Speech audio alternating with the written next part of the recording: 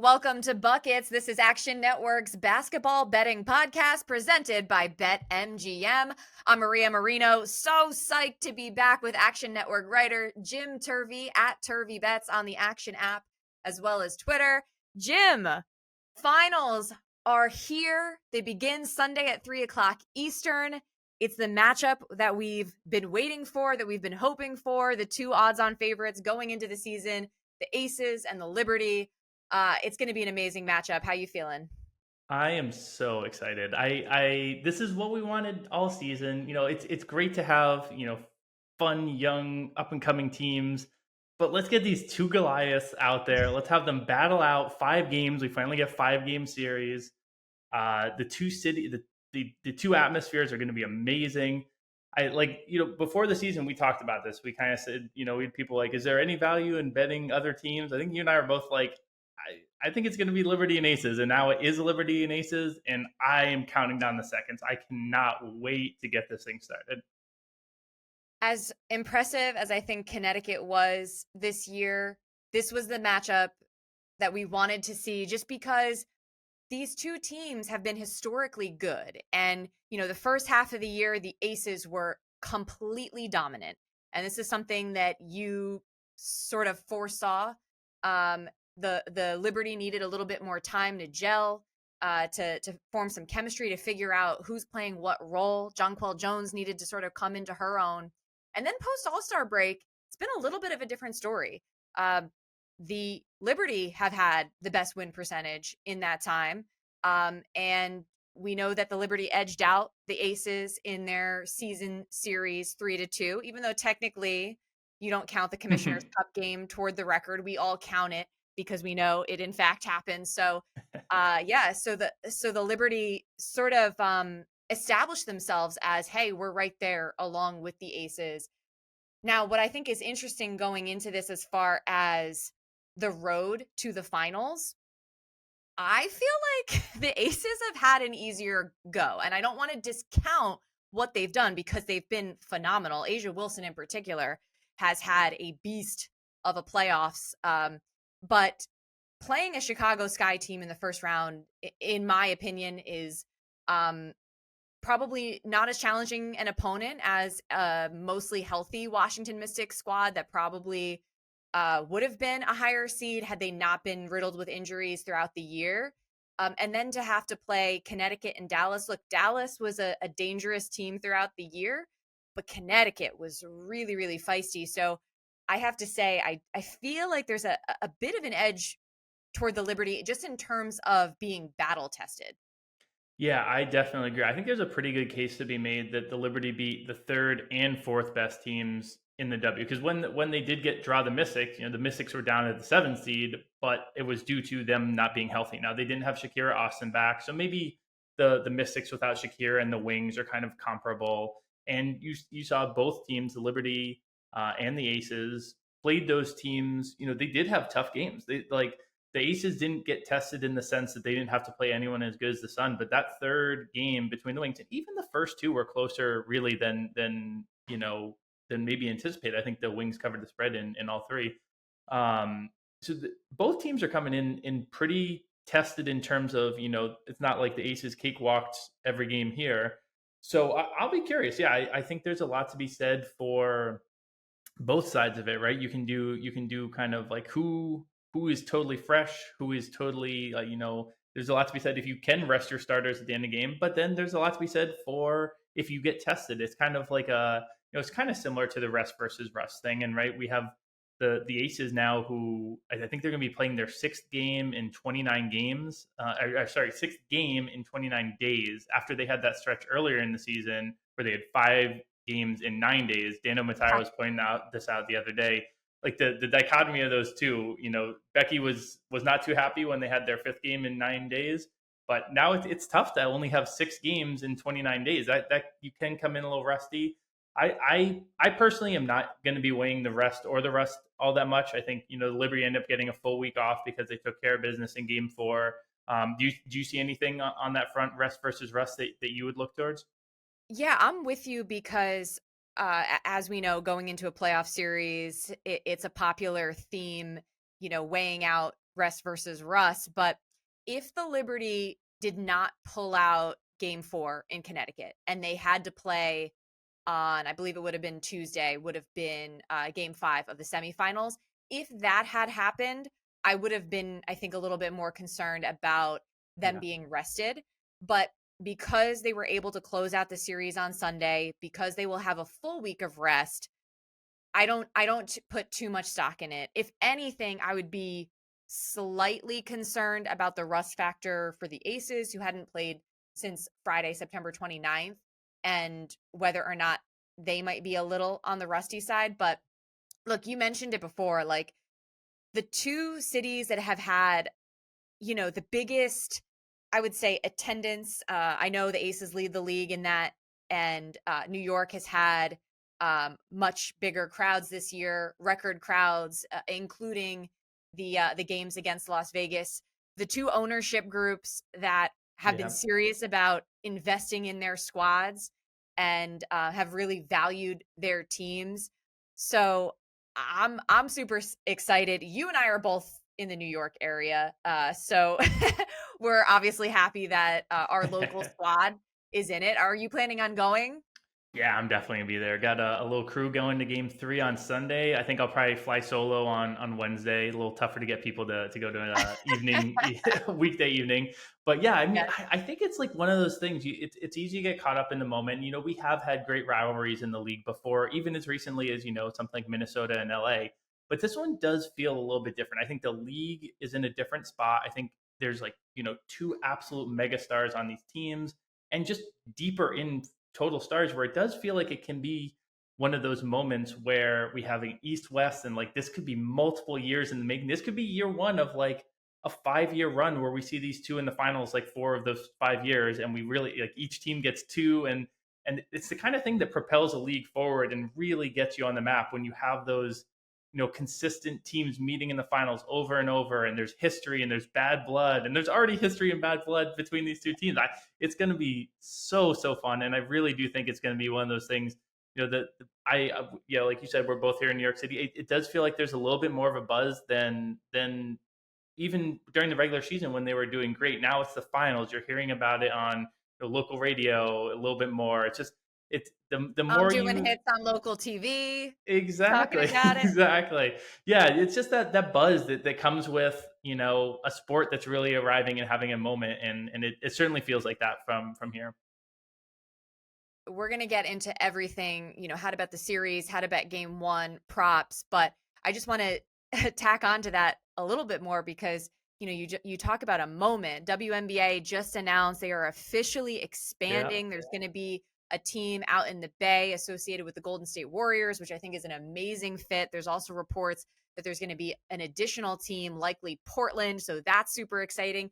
And you talked about the rivalries and how it can propel a league. I mean, that's what happened with the NBA. Like Yeah. once you had Magic and Bird, that's really when the NBA took off, and that was right around that 30-year mark, which the WNBA is approaching now in terms of its age. So, and we haven't even mentioned the fact that there's already been a rivalry even before New York between Stewie and Mm. Asia Wilson.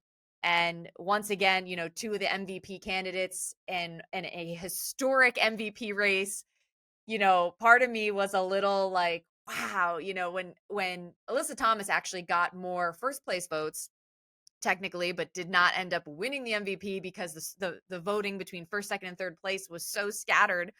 Because I'm pretty sure you and I did a pod, midway through the summer where I was like, I took Alyssa Thomas at I think like plus 1200 or something to win it, and she was so close. But being a New York gal, I'm obviously happy for Stewie.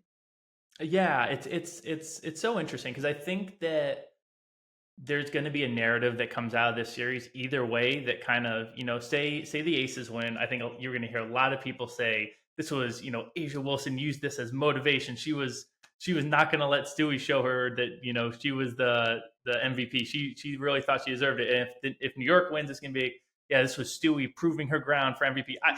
We'll get into what I think are important factors later. I don't think that I think it's going to be amazing to watch, but I actually don't think that battle is going to be the key, because to be honest, I think Alyssa Thomas was the most valuable player this year, and that's the reason she's home because she had to do so much for the Sun. Whereas Good with the point. Aces and the Liberty, they have the depth behind them. It's going to be more about the fourth and the fifth best player on each of these teams because the top three of the 8 to 10 best players in the league. Like the top of They're gonna these cancel each other rosters. out a little bit. Exactly.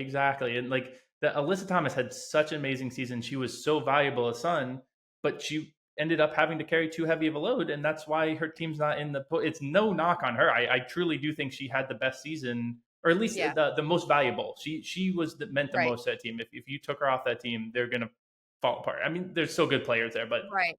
it would not look the same. So yeah, I think the proxy battle for MVP, you're going to hear a lot about it.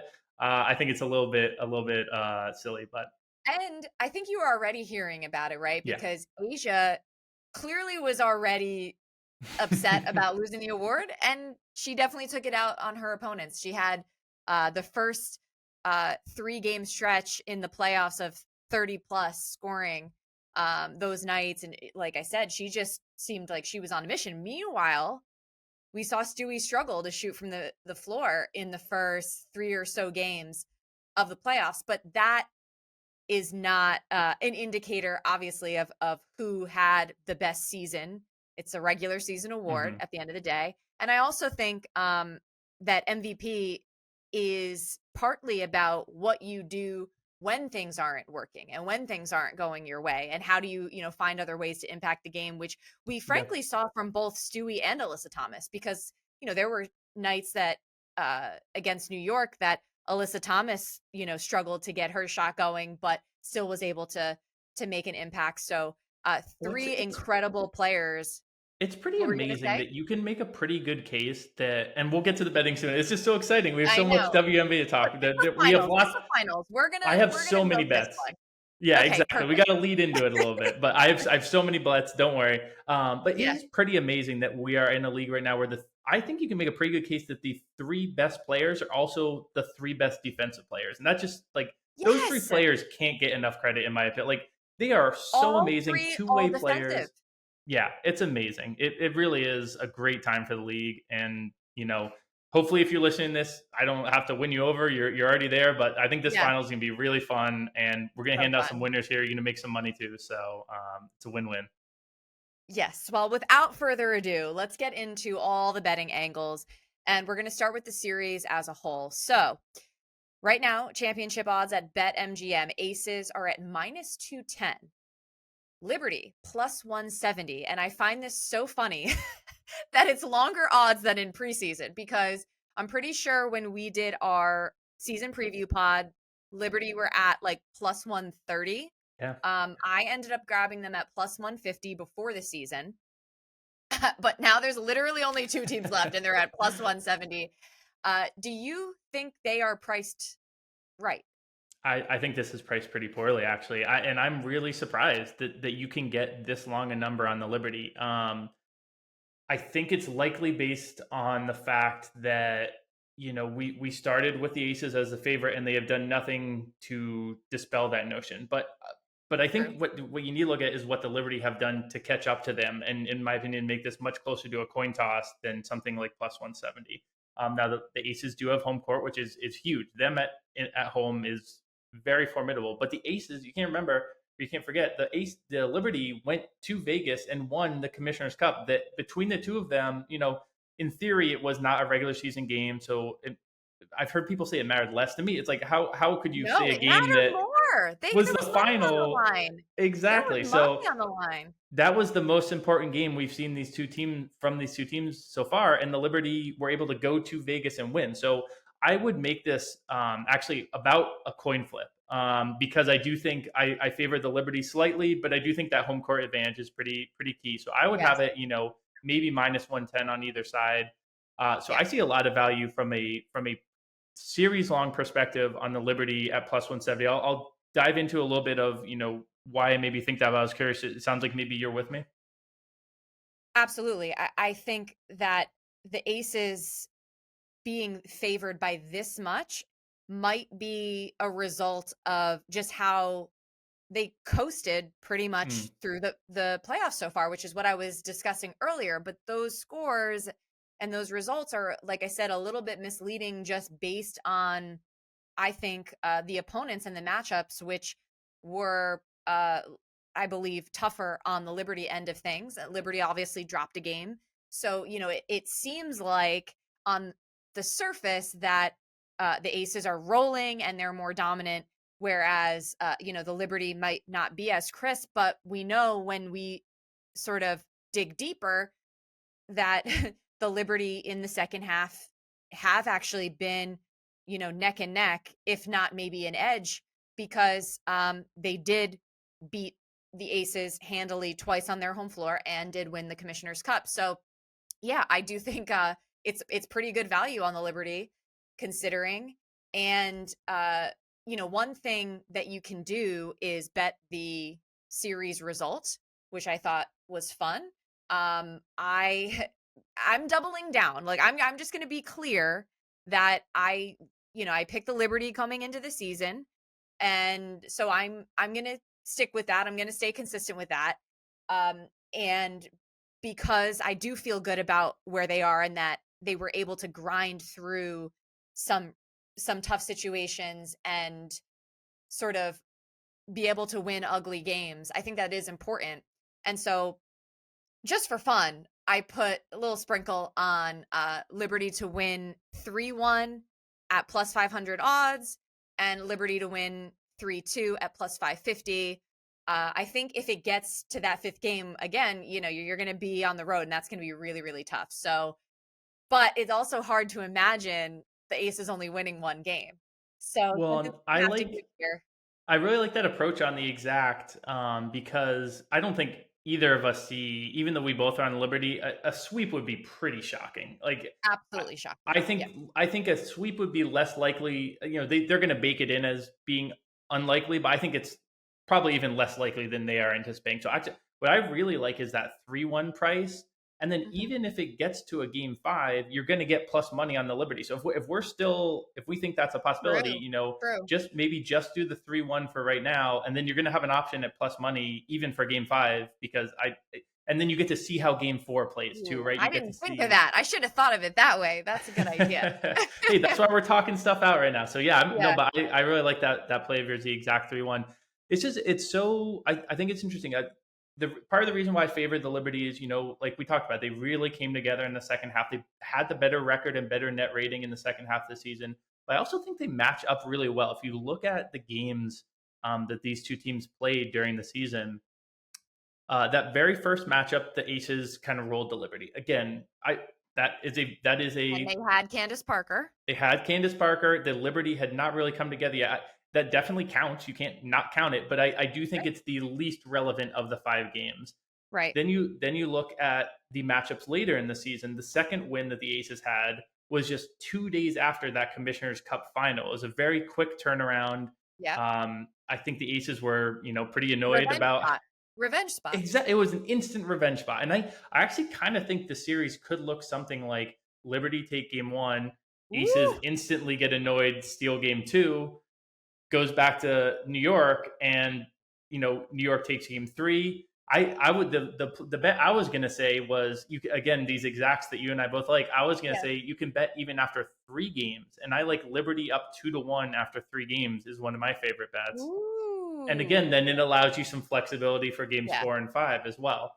Well, I was going to add, it's funny that you put out that scenario because for the Liberty to win 3-1, I don't see them winning 3 games in a row. So if you're saying that if you think that maybe the Liberty could win the series 3-1, does that mean they're taking game one and then, like, to your point, Aces come back and take game two? Because it would be really hard to lose game one and then go boom, boom, boom and win Yeah. three. But I feel so, like, funny talking about this because, like, it's nerve wracking. Because I obviously, not only do I have a vested interest, for my pocketbook, to use like a grandmother term, but just again, being in the New York area, this is an original franchise that has never won a championship. Yeah. And I mean, they haven't been in the final since 2002. It's been so over 20 years. And so it's, this Well, is a big deal. So it's a little nerve wracking. there's no other New York team doing anything relevant right now. Yeah. So if the Liberty can do this and get a parade out of it now, and let me we've been pretty pro Liberty so far in this I pod. know. Let's I clarify know. in case anyone is just popping in for this finals pod.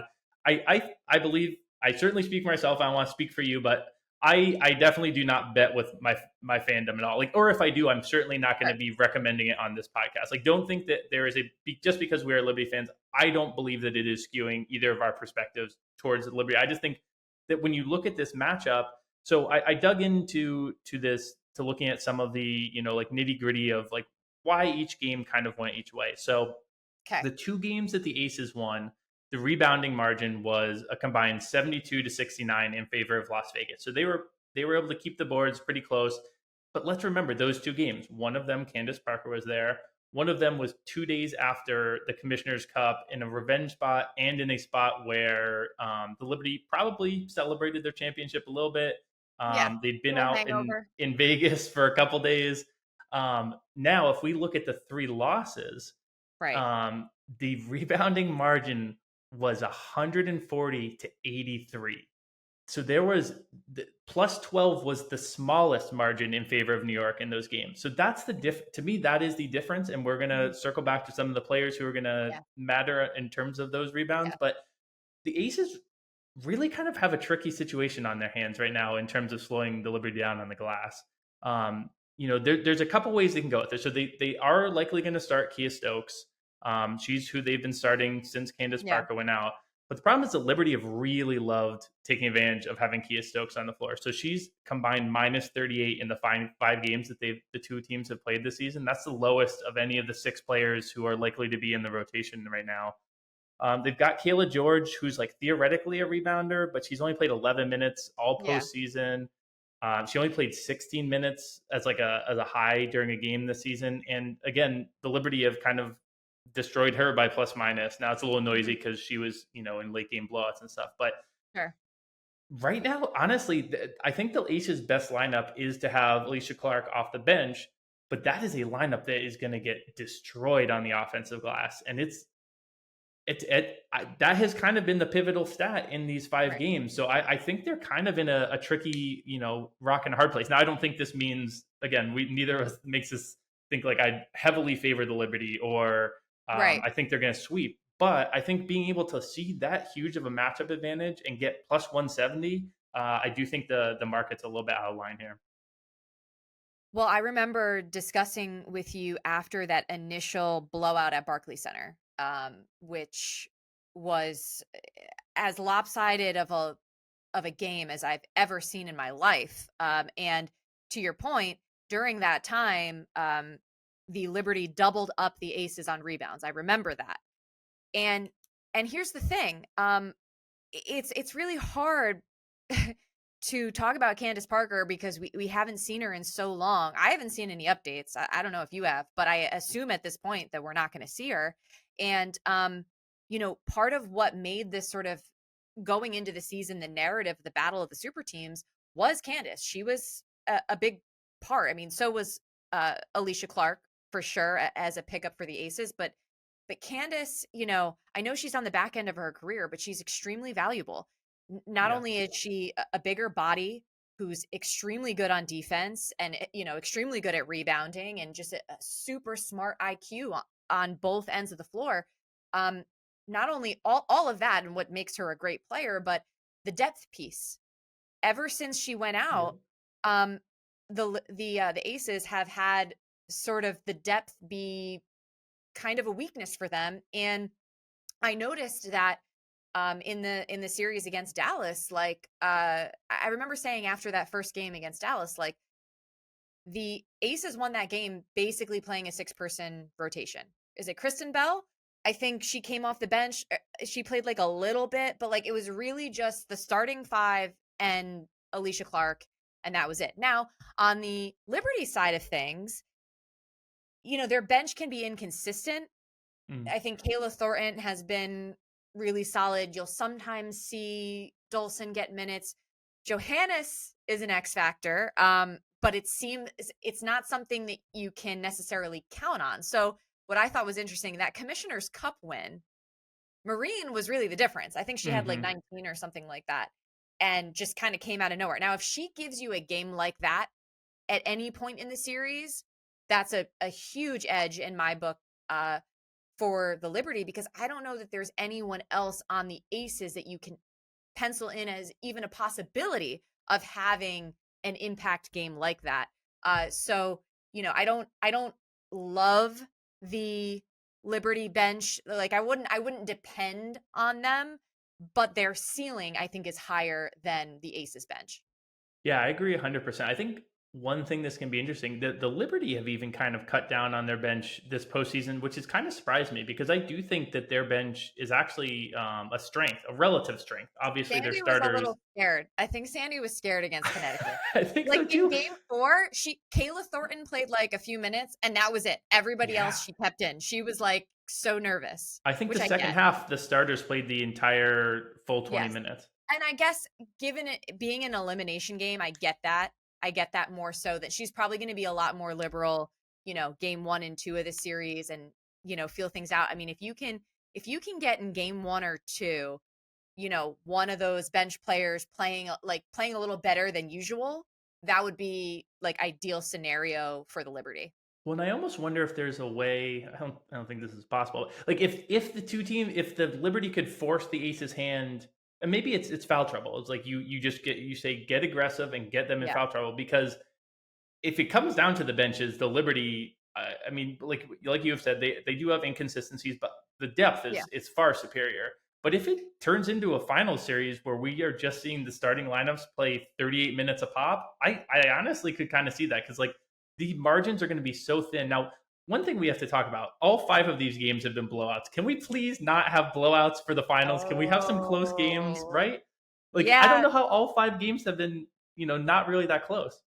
So, okay, let's get into that in talking about game 1 in this spread here, but real quick before we do, I just wanted to uh you mentioned foul trouble. That's a really good point because I feel like the games that the Liberty struggled against the Aces, Jonquel was in Yeah. foul trouble. And Asia is really, really good at being aggressive and taking it to the rack and getting whistles. Like that's her bread and butter right there. So Hmm. I would be concerned if I were New York, mainly if Jonquel gets in foul trouble. Like I don't expect, like, Stewie isn't one that usually fouls too much or anything like that, but the game changed, like, after that Commissioner's Cup win, the next game that you talked about that the Aces won, the game changed when Jonquel Jones went Yeah. out of the game. And then all of a sudden, Asia has free reign to kind of do whatever. You really need somebody like a JJ to like help just keep Asia in check. You're not going to shut her down entirely. But what I noticed against Dallas is they had the size, yes, but not the quickness and the athleticism to keep up with Asia. Yeah. Whereas I think with Stewie and Jonquel, you have a little bit more of that combination of some size and also a little more shiftiness and a little more like a match as far as athleticism. No, absolutely. I think it's a really like John Cole Jones. We talked about this on the last pod. Her minutes, from the regular season to the postseason, or I think it was on Green Dot Daily. Her minutes from the regular season Mhm. to postseason, it's a whole different story. She was averaging like maybe 23 or 24 a game, and that was even like that was a slow build to get to there. The postseason, she's averaging like 35 minutes a game, Yeah. and that's been part of why they've been so good. She's been amazing in this Yes. postseason. Yeah, and So part of the minute shift was her staying yeah, out of foul trouble, but exactly. continue. No, no, that's all I was gonna say is if it's her staying on the court is gonna be a massive factor. Because again, both of these teams, they have bench pieces that are viable, the Liberty more than the Aces, but the top 5 is the top 5, and I think we're gonna get to see a lot of those matchups going in, which kind of leads me into kind of talking about some of these players and how I'm gonna be looking to bet them. Do you wanna go to game 1 first though, and then we can circle back to player stuff? Uh, okay. Sure. Let's just touch on game 1 because you mentioned, like, can we get a close game, right? And the spread was Aces favored by 5.5. It's now 4.5. For what it's worth, the total is 171.5, down a point from open. And so, so I'm leaning libs plus the points. I haven't placed a bet yet, but you and I can talk this out, Yeah. and we can figure out how to approach this. But obviously that gives you the wiggle room. But it's hard to imagine how this game script is going to go. I'm glad that both sides are rested, but as I said last week on buckets, betting game one isn't my favorite. I like to have the luxury of having seen a game play out um, before betting a spread. But do you have any leans as far as that's concerned? Yeah, as far as spread and total, I did like it at 5.5. I'm not surprised it came down to 4.5. I would make this more around three, to be honest. I like the first game, energize, the home court, all that. But again, I think these teams are pretty even. I might even, if I had to set the number, I'd probably be like 2.5, three range. So I think there's a little bit of value on 4.5. I also think there is value on the money line. Like we said, a lot of these games Yeah. have not been closely decided. So if you think that that is a pattern that has any Yeah. sort of predictive power, I don't particularly think that's true. I think we very well could see a bunch of close games. But Yeah. the money line might be a look. I myself said I kind of see a series script of Liberty Aces, Liberty question Get mark. nervous again. Get nervous So again. I really don't hate the money line. I don't really have too much on the total. I do have some player prop stuff that we can tie to kind of recurring. The fun thing with these series is that you can kind of like target a player prop and then Yeah. go back to the well if they're not moving enough. So did you have more on game one, or should we do some player stuff? Let's do the props, but just one more thought. Seeing the way the line is moved, if there might be value in waiting a little bit longer. So we're, releasing this pod Friday morning. Obviously, game one is Sunday at 3 o'clock.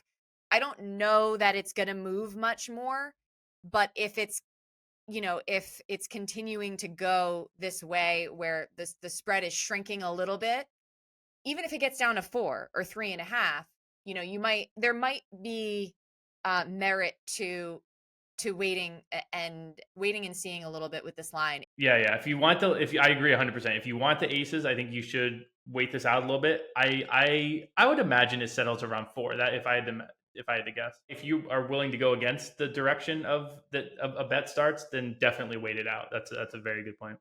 There you go. All right. Without further ado, wow, we've been talking for 33 minutes already. We don't normally talk this long. We're normally out of here in like 20, 25 minutes tops, but as mentioned, I mean, this is the finals. Like this is it. Yeah. We're just so stoked for it. So, okay, props. What are you thinking? Okay, so what I did is I zoomed out. I looked at just put all 10 starters, which I think we would get in props for just about all 10. Maybe not Kia Stokes, so maybe like the nine central players. I looked at their regular season numbers, their playoff numbers, and their numbers in the games versus each other this season. And where I landed were a couple of key players. And I'm actually going to use the framing device first of MVP, so that you can bet Finals MVP. You can do it at our sponsor, BetMGM. They have the numbers out right now, and there's a chunk of players that I think have value in this Finals Ooh. MVP market as it is right now. So the favorites are, unsurprisingly, it's Asia Wilson is like a heavy odds-on favorite, like almost as much as the Aces is Asia Wilson. Then you have actually, do you have it in front of you? Because I know Yeah. the players that I want to target, but I know Stewie is second. I think that's around like plus 300. And then you're going to get the trio of or the duo of Sabrina Ionescu, Kelsey Mhm. Plum. If you have the exacts, maybe we can rattle them off. Yeah. In the BetMGM app right now. Yeah, so we got Asia Wilson minus 185, Brianna Stewart plus 300, which that's still a pretty darn good value right there.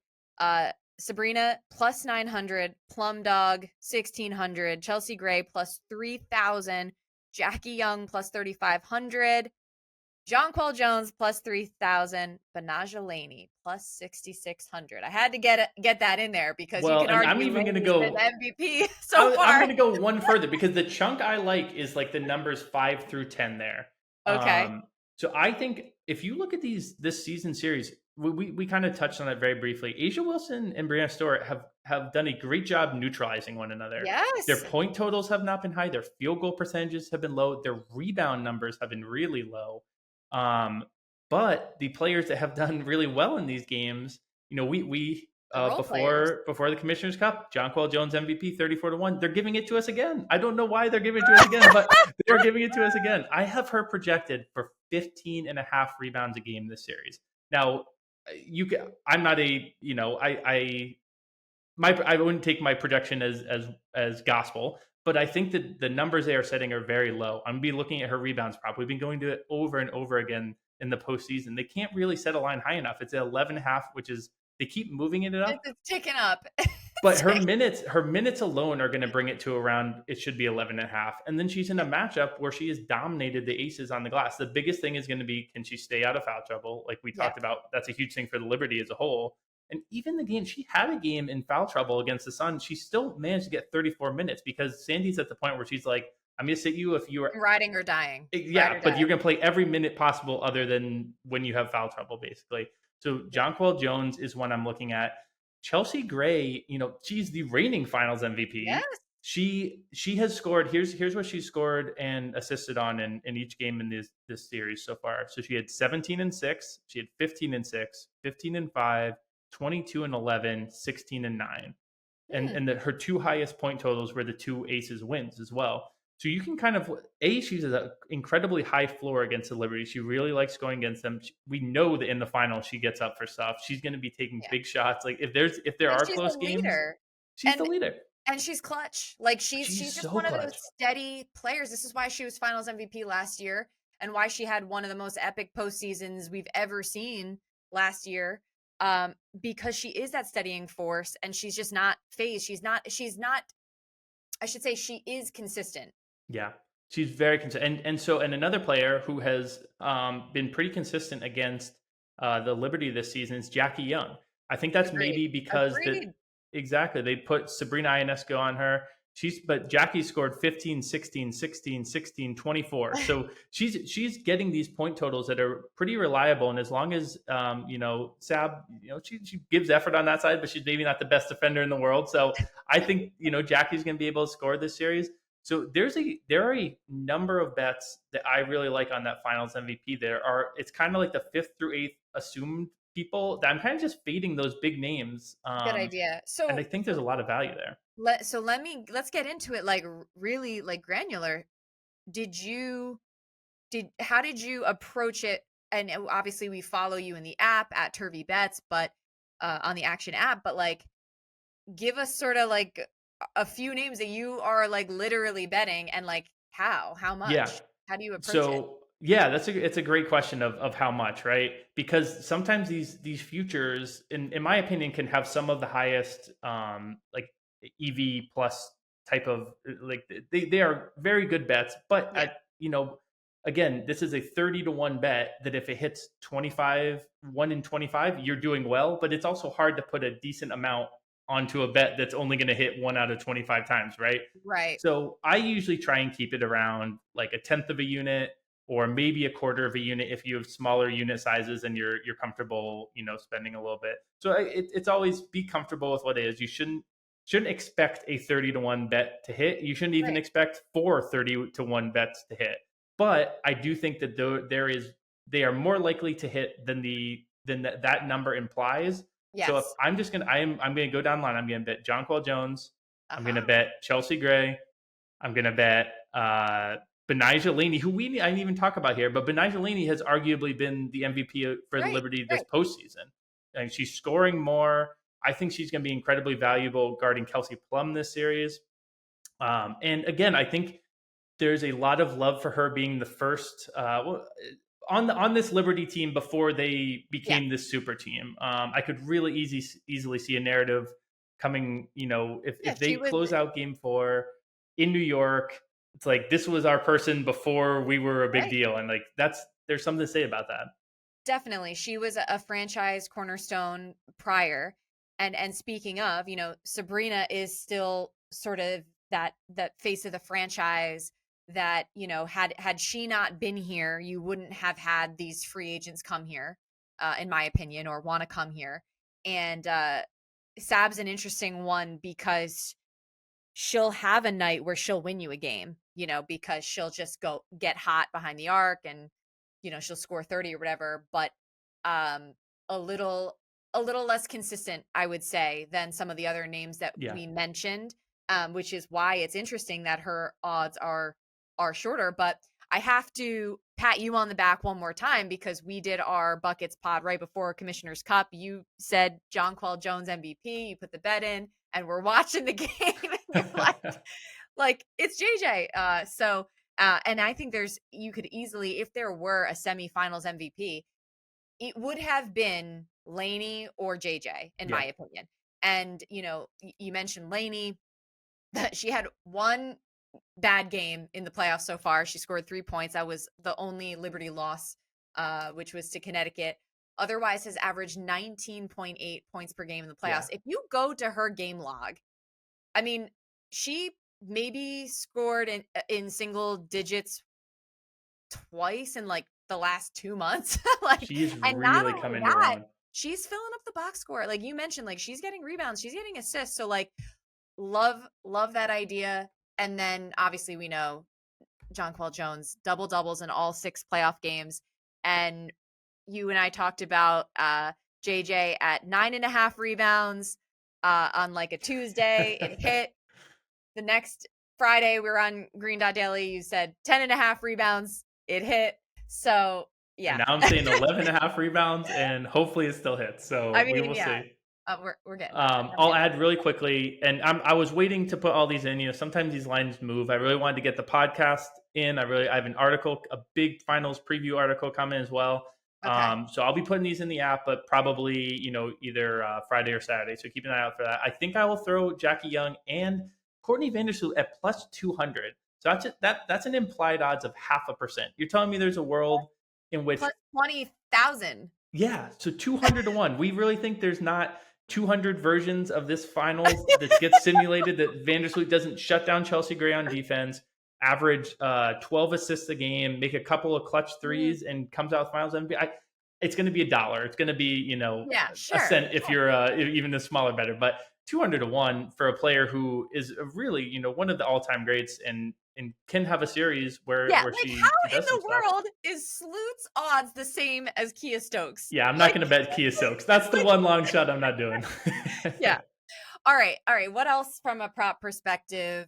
Since it's been, now we're up to 43 minutes. I'm not Yeah. looking, Well, but I'll make this quick because most of it overlaps with what I kind of just said when talking about the Finals MVP. I'm be looking at Chelsea Gray's points. I really like the floor on that, and Jackie Young, kind of same deal. They both averaged, or not even average. Their low point totals for the season series were 15. Jackie's a little bit higher, so maybe that's a half unit. But the Chelsea Gray points total I'm be looking at. Jonquel Jones, though, a bet that I'm really hoping appears is not any of the books just yet, but if they have a series leader, they do this sometimes on the NBA side. I really hope that they do on the W side. Jonquel Jones to lead the series in rebounds.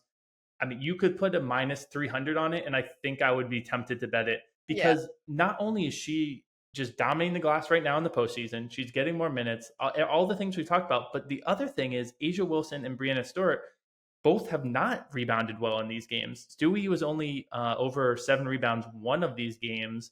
Asia, I think, she in top 8 rebounds in a single game. JJ's just hovering up rebounds, and the other yes. bigs are struggling. Like if we get her to lead the series in rebounds, that's going to be my favorite bet I've had in a while. And now based on the price, obviously. But if they price it out at minus 500 or something ridiculous, then maybe it's a little less fun. But I really think her to lead the series in rebounds. But still, if they don't give us that, we go to the well. 11 and a half, I like it. I like it. We'll see what game one does, but 12 and a half, I truly do have her Whoa. projected 15 and a half right now. That's Yeah. I turn the manual knob a little bit and get to 14 and a half or something, but I think she's going to be a monster on the glass this series. It's going to be fun to see. And I just want to remind everyone that Buckets is presented by BetMGM. Use bonus code ACTION when signing up to get up to $1,500 paid back in bonus bets if your first bet loses. for new users in Arizona, Colorado, Illinois, Indiana, Iowa, Louisiana, Maryland, Massachusetts, Michigan, New Jersey, Ohio, Pennsylvania, Tennessee, Virginia, West Virginia, and Wyoming. Terms and conditions apply. Must be 21 or older. Gambling problem, call 1-800-GAMBLER. Any last words, Jim?